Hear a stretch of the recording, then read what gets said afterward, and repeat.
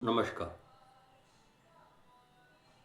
आप लोगों में आज जो विषय पर बताने वाला हूँ वो विषय है ऑडिटरी ट्रेनिंग और वोकेबलरी।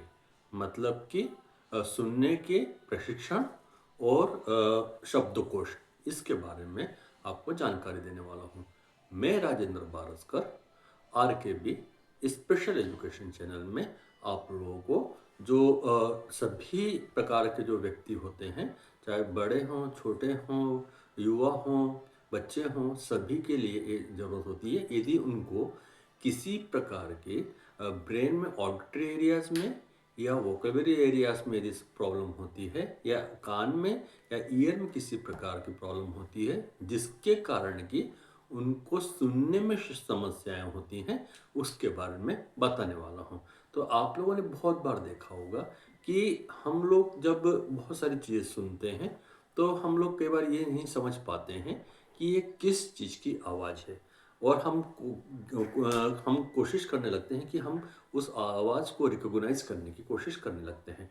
इसके दो कारण हो सकते हैं कि एक तो हम सही तरीके से आवाज़ को नहीं सुन पाए हैं, दूसरा ये है कि हम उस आवाज़ के लिए हमारे ब्रेन में कभी वो चीज़ आई ही नहीं है, या हमारे कान में वो आवाज़ कभी आई ही नहीं है जिसके कारण कि हम अपने ब्रेन में वो स्टोर कर सकें और हम उस आवाज़ को पहचाने। हम कई बार सुनने के बाद में भी आवाज़ों को नहीं पहचान पाते हैं।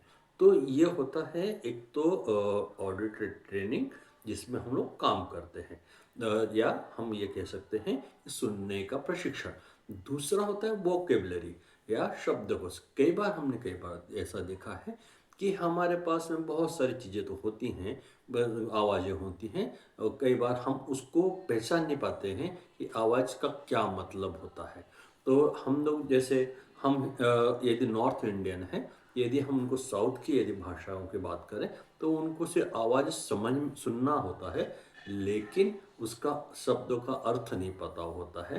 तो ये होता है वोकेबलरी, जिसमें कि हम आवाज़ को प्रॉपर शब्द नहीं या अर्थ नहीं दे पाते हैं, हम उसे सुनते हैं। वो उसको कहते हैं वोकेबलरी या शब्दकोश। हमारे पास में किसी भी चीज़ की जानकारी को हम लोग करते हैं वो शब्दकोश में होता है। तो ये हो गया है ऑडिटरी ट्रेनिंग, और एक हो गया है वोकेबलरी या शब्दकोश। ये हम दो चीज़ों की बात करेंगे। तो ये तो मैंने बताया क्या होता है। अब हमें इसको क्यों करना चाहिए। यदि हमारे पास में सुनने की क्षमता नहीं है, सुनने की क्षमता नहीं है, तो हम किसी भी चीज़ को सुनकर नहीं पहचान सकते हैं, सुनकर नहीं पहचान सकते हैं, जिसके कारण कि हमें अपना हाव भाव या हमें अपना कम्युनिकेट करना, संप्रेषण करना, या हम ये कह सकते हैं कि हम एक्सप्रेसिव अभिव्यक्त करने की हमें समस्याएं होती हैं। चाहे वर्बल हो चाहे नॉन वर्बल हो, हमें इसमें समस्या होने लगती हैं। तो हमें ये बहुत ज़्यादा ज़रूरी है कि हमें उन शब्दों को हमारे कानों के अंदर, या उस आवाज़ को हमारे कानों के अंदर जाना बहुत आवश्यक है। सिर्फ आवाज़ जाना ही नहीं, उसके बाद में हम आवाज़ को हम लोग प्रैक्टिस करते हैं। प्रैक्टिस करने के बाद में हम उसका यूज़ करना शुरू करते हैं। इसी प्रकार से हम वोकेबलरी की बात करते हैं या शब्दकोश की बात करते हैं। हमारे पास बहुत सारी आवाज़ें होती हैं, लेकिन उन आवाज़ों का कोई अर्थ नहीं होता है, तो हम उसको अभिव्यक्त करने में समस्याएं जाती हैं। तो इसलिए हमें बहुत ज़्यादा ज़रूरी होता है कि जो भी हम शब्द सुने उसको हम अभिव्यक्त कर सकें, या उसके बारे में हम इंफॉर्मेशन दे सकें, या उसको उसके बारे में हम बता सकें। ये हमारे लिए बहुत ज़्यादा जरूरी, इसलिए हमें ऑडिटरी ट्रेनिंग और वोकेबलरी का स्टोरेज हमारे लिए बहुत ज़्यादा ज़रूरी होता है। अब आता है कि हम लोग कैसे करें। मैं पहले ऑडिटरी ट्रेनिंग की बात करता हूँ। हम लोग बहुत बार जब छोटे रहते हैं, छोटे बचपन में हम लोग करते हैं, हम लोग बहुत सारी आवाज़ें, हमारे जब इन्फेंट बेबी के साथ में बात करते हैं, बहुत सारी आवाज़ें वो उसके पास में आती रहती हैं। बहुत कभी इधर देखेगा, कभी उधर देखेगा, कभी रिप्लाई करेगा, कभी मुस्कुराएगा, कभी आंखें घुमाएगा, ये सब चीज़ें होती हैं। तो उसमें ये होता है कि वो कोशिश करता है कि उन सब आवाज़ों को अपने सुनकर अपने ब्रेन के अंदर स्टोर करना होता है, और उसको बार बार वो चीज़ें आती हैं, उसको रिकॉग्नाइज करने में ईज़ी हो जाता है। तो कई बार उसकी मम्मी या माँ आती हैं, तो वो बोलती हैं, "बेटा चुप हो जा" या "बेटा को भूख लगी है, बेटा ने पोटी की है, बेटा ने सुसु किया है।" ये सब उसके बारे में बार-बार वो वर्ड उसके दिमाग में जाते हैं, आवाज़ उसकी जाती है। तो उसमें ये होता है कि वो अपनी मम्मी की आवाज़ या अपने माँ की आवाज़ को रिकॉग्नाइज़ करता है कि इस टाइप की जो आवाज़ होती है, वो मेरे माँ की है या वो मेरी माँ है। इसी प्रकार से उसके फादर भी यदि कुछ बार-बार आवाज़ करेंगे, बोलेंगे, तो वो ये रिकॉग्नाइज़ करने लगता है कि ये मेरे फादर हैं या मेरे पिताजी हैं।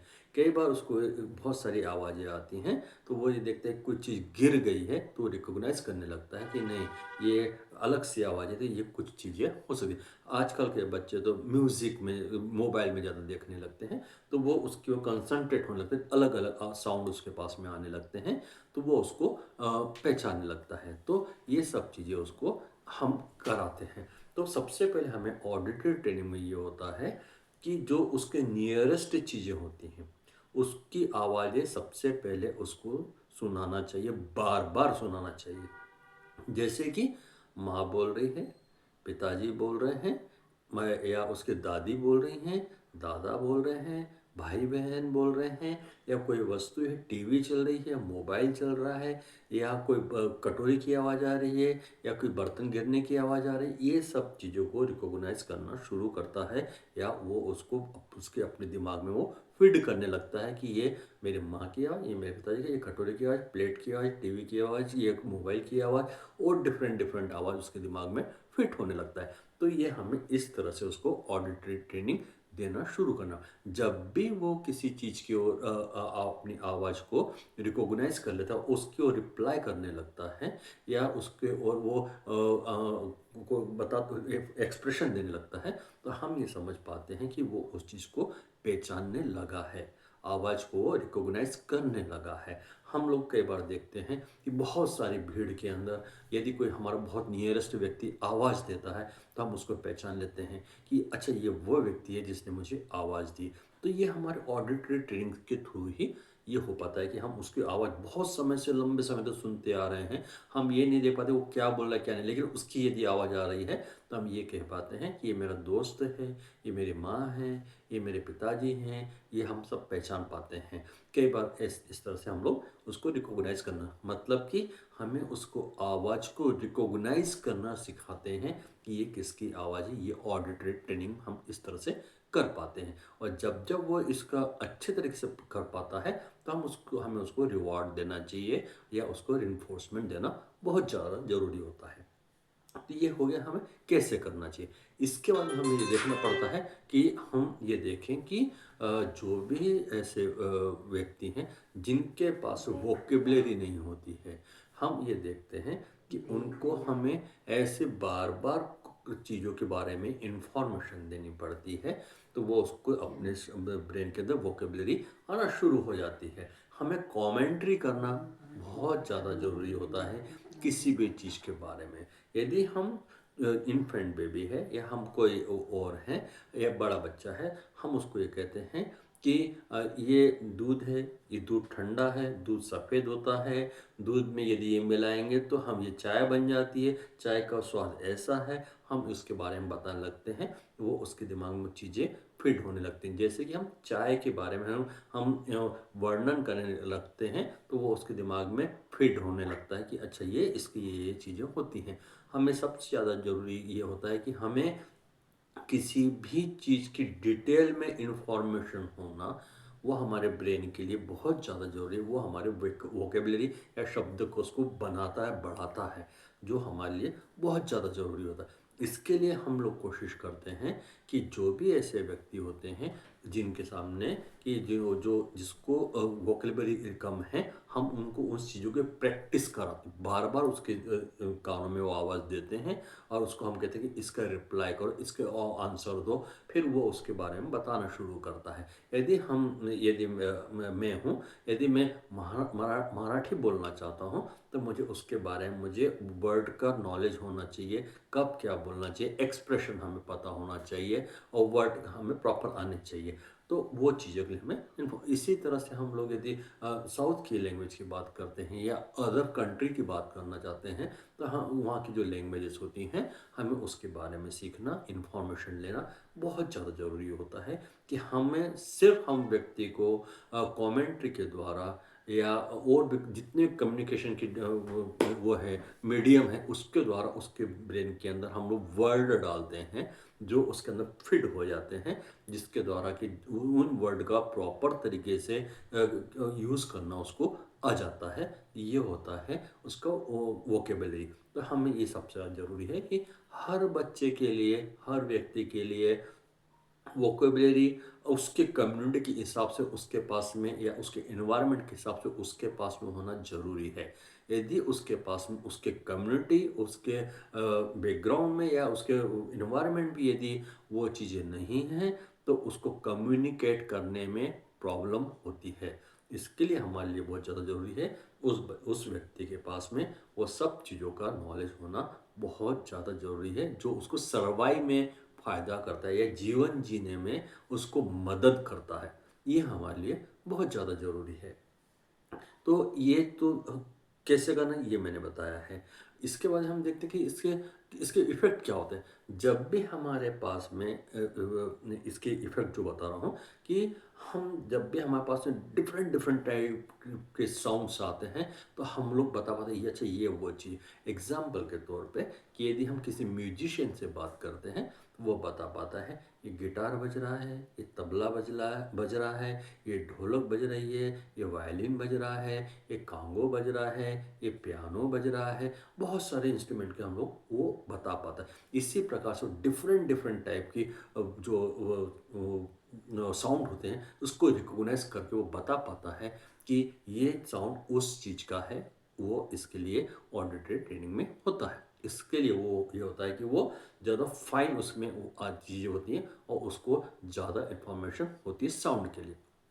इसी प्रकार से जब किसी बच्चे के पर्सन के पास में वोकेबुलरी शब्द होते हैं, तो वो बहुत चीज़ों को इजीली एक्सप्लेन कर पाता है और कम्युनिकेट कर पाता है। जैसे कि बहुत कई ऐसे पर्सन हैं जिसको हिंदी भी आती है, इंग्लिश भी आती है, मराठी भी आती है, गुजराती, बहुत सारी लैंग्वेजेस आती हैं, लेकिन वो अपने को उसको कम्युनिकेट करते हैं। ज़्यादातर आपने देखा सिंगर्स बहुत सारे ऐसे होते हैं जिनको बहुत सारे लैंग्वेजेस में उनको कमांड होता है, वर्ड का बहुत सारा उनके पास में वोकेबलरी होती है, तो जो उसको प्रॉपर तरीके से एक्सप्लेन कर पाते हैं, वो बता पाते हैं और तो वो कम्युनिकेट कर पाते हैं। ये उनके लिए बहुत ज़्यादा इफ़ेक्टिव होते हैं। हम ये इसलिए हम लोग चौंक जाते हैं, अरे इसको इतनी सारी भाषाएँ आती हैं, हमको भी कोशिश करना चाहिए। तो जो व्यक्ति जितना ज़्यादा उसके पास में डिफरेंट डिफरेंट टाइप का वर्ड का उसके पास में वोकेबलरी होगा, उसको कम्युनिकेट करने में, उसको एक्सप्रेशन में, उसको एक्सप्रेसिव करने में बहुत ज़्यादा फ़ायदा मिलता है। ये हमारे लिए उसका इफ़ेक्ट होता है। तो वो उसकी पर्सनैलिटी अच्छी हो जाती है, उसकी स्पीच अच्छी हो जाती है, उसके सेंटेंस बहुत प्रॉपर बहुत अच्छे हो जाते हैं। उसको किस जगह पे कहाँ पॉज़ देना है, कहाँ वो वर्ड को पिच देना है, नहीं देना, वो सब उसको रिदम देना, ये उसको सब प्रॉपर तरीके से उसको आने लगता है। तो ये हमारे लिए बहुत ज़्यादा ज़रूरी है कि किसी भी व्यक्ति के लिए बहुत सारा शब्दकोश या वोकेबलरी होना ज़्यादा ज़रूरी होता है। तो ये कुछ चीज़ें हैं जो मैंने आपको बताई। ये वीडियो के माध्यम से मैं सभी लोगों को ये बताना चाहता हूँ कि हम लोग ऑडिट ट्रेनिंग वोकेबलरी का क्या क्या है, कैसे करना चाहिए, क्यों करना चाहिए, ये मैंने इसके बारे में बताया। उसके इफेक्टिव क्या है। आप मेरे वीडियो को लाइक करें, सब्सक्राइब करें, कमेंट्स करें, शेयर करें और मेरे वीडियो के ऊपर जो बेल है उसको क्लिक करें, तो आपको डिफरेंट डिफरेंट और वीडियोस के बारे में इंफॉर्मेशन मिल पाएगी। अभी मैं बात करना चाहता हूँ कि हम लोग कई बार ऐसा देखते हैं कि बहुत सारे ऐसे पर्सन होते हैं जिनके अंदर कुछ प्रॉब्लम्स होती हैं। जैसे किसी को इंजरी हो गई है ब्रेन के अंदर, एक्सीडेंट हो गया है, या किसी के वो ये एक्सप्रेसिव लैंग्वेज में प्रॉब्लम है, या ऑडिटरी में प्रॉब्लम है, और उसके पास में कॉग्निशन में प्रॉब्लम है, कम्युनिकेशन में प्रॉब्लम। तो ये बहुत सारे प्रॉब्लम होने पर हम उनको इस टाइप की ट्रेनिंग कराते हैं। इसके लिए हमें ये कुछ तरीके होते हैं जिसमें कि मेडिकल प्रैक्टिशनर कराते हैं, यदि उसमें कुछ प्रॉब्लम है तो जहाँ पर करेक्टिव सर्जरी की ज़रूरत है वो करेक्टिव सर्जरी करते हैं, या जहाँ पर किसी डिवाइस की रिक्वायरमेंट है तो वो उसको देते हैं। तो ये बहुत सारी चीज़ें जिसमें उनके द्वारा हम लोग उसमें इम्प्रूवमेंट लाने का प्रयास करते हैं।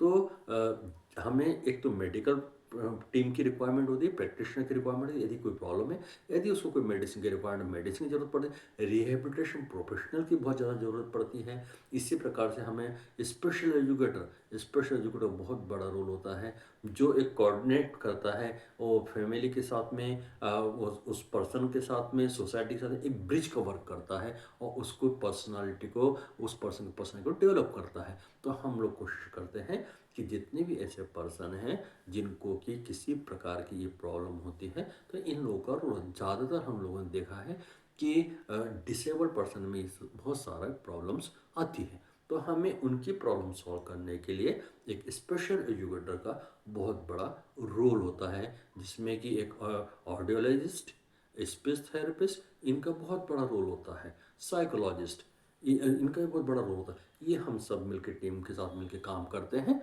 तो उसमें बहुत ज़्यादा इम्प्रूवमेंट आता है और वो उसमें उसकी पर्सनालिटी में काफ़ी चेंजेस आने शुरू हो जाते हैं। तो हमें कोशिश करना चाहिए कि हम ऐसे व्यक्तियों को ज़्यादा से ज़्यादा अवेयर करें, ऐसे सेंटर पे भेजें, ऐसे प्रोफेशनल के पास भेजें जिसमें कि उसमें सुधार हो सके और हम उसमें काफ़ी उसमें चेंजेस ला सकें। तो आप लोगों को मेरा ये वीडियो कैसा लगा, इसके लिए मेरे वीडियो को शेयर करें, लाइक करें, सब्सक्राइब करें, कमेंट्स करें और बेल बटन को आप क्लिक करें तो आपको ज़्यादा से ज़्यादा इन्फॉर्मेशन मिल पाएगी। बहुत बहुत धन्यवाद।